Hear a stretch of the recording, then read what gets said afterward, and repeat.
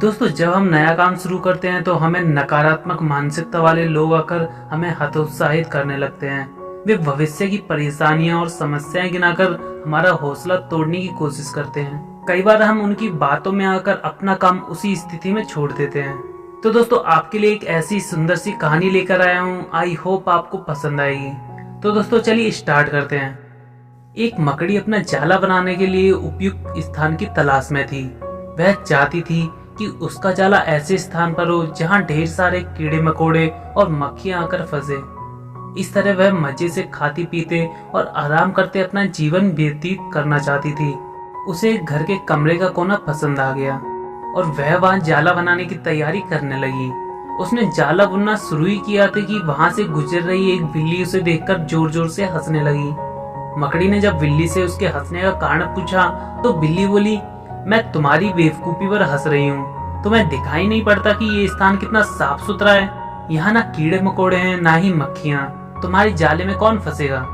बिल्ली की बात सुनकर मकड़ी ने कमरे के उस कोने से जाला बनाने का विचार त्याग दिया और दूसरे स्थान की तलाश करने लगी। उसने घर के बरामदे से लगी एक खिड़की देखी और वह वहाँ जाला बुनने लगी। उसने आधा जाला बुनकर तैयार कर लिया था। तभी एक चिड़िया वहाँ आई और उसका मजाक उड़ाने लगी। अरे, तुम्हारा दिमाग खराब हो गया है क्या, जो इस खिड़की पर जाला बुन रही हो? तेज हवा चलेगी और तुम्हारा जाला उड़ जाएगा।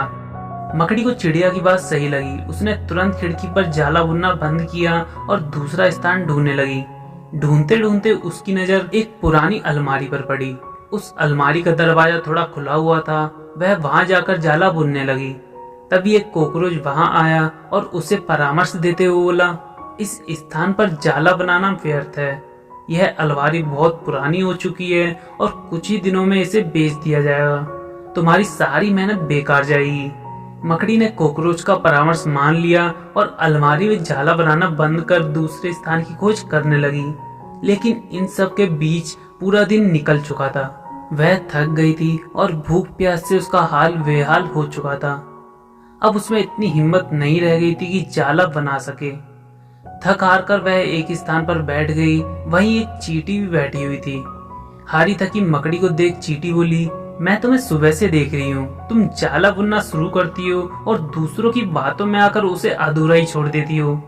जो दूसरों की बातों में आता है उसका तुम्हारे जैसा हाल ही होता है। चींटी की बात सुनकर मकड़ी को अपनी गलती का एहसास हुआ और वह पछताने लगी। दोस्तों, कहानी से हमें सीख मिलती है।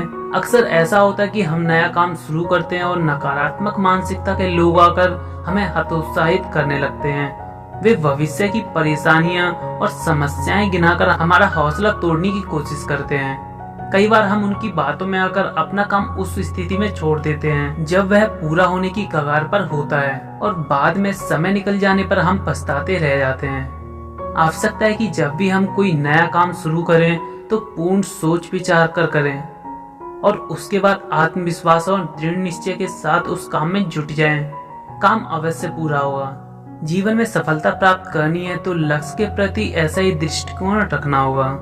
तो दोस्तों, इस सुंदर सी स्टोरी में बस इतना ही। आशा करता हूँ आपको जरूर पसंद आई होगी और पसंद आई हो तो वीडियो को लाइक करना और शेयर करना सबके साथ में, और चैनल को सब्सक्राइब करना ऐसी और कहानियां सुनने के लिए, और प्लीज कमेंट करके जरूर बताना दोस्तों।